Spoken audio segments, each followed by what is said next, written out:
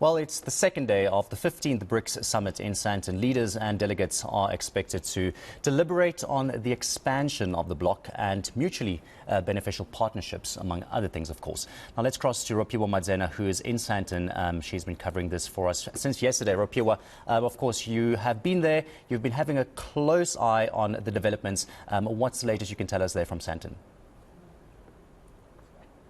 A very good morning to you, Baron, and we are indeed in the second day of what many have dubbed one of the most important BRICS summits that have ever happened, and that being the 15th one hosted by South Africa for the second time. Many topics being discussed throughout the day yesterday, and of course expecting more of the same today. And we are exploring different components of the trading in South Africa.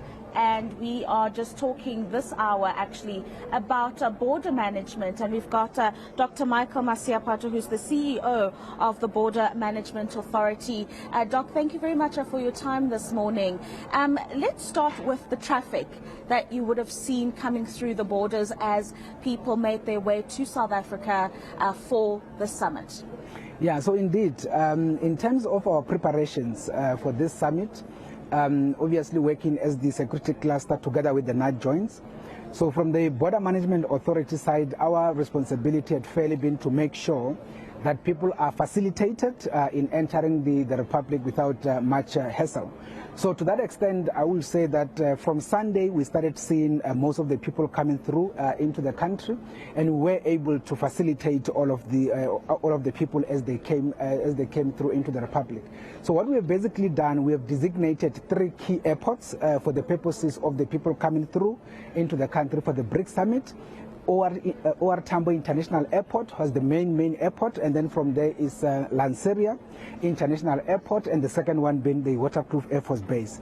So to that extent, we're able to facilitate all of the people as they came through, including all of the heads of states, as it were. And you will be aware that when it comes to the heads of state, there is a special arrangement in terms of them coming through. They're mainly administrated through the tarmac, and then from there they're able to enter the Republic. So I will say that we're able to deal with all of those, all of the people who are coming through, and up to this point everything went well. On Sunday, for example, we were able to administrate around 1,800 journalists who came from all over the world to come and cover the summit.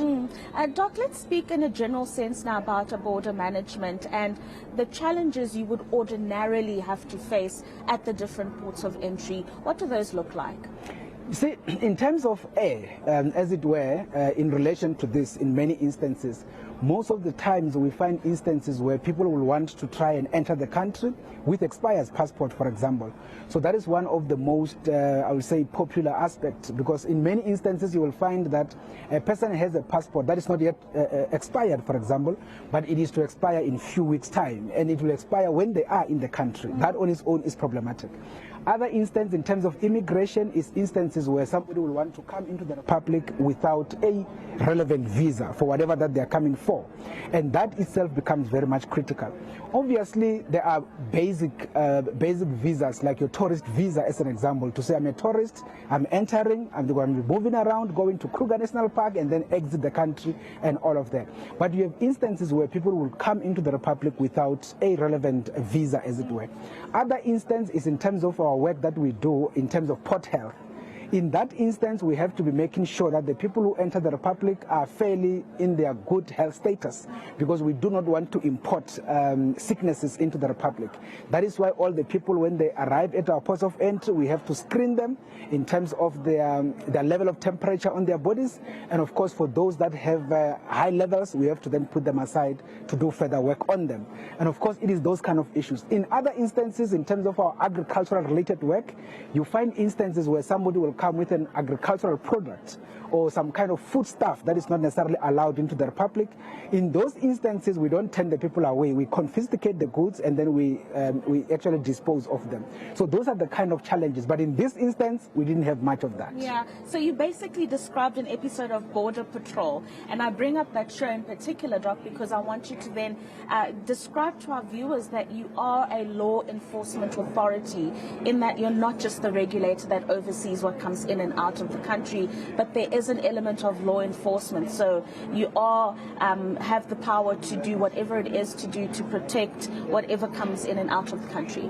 Yeah, so basically what has been the case before the 1st of April this year, 2023, we had instances where we were using as a country a multi-agency approach in terms of border management. So effectively you would find that departments, I would say administration departments in the country, like Home Affairs, will then send officials at the ports of entry.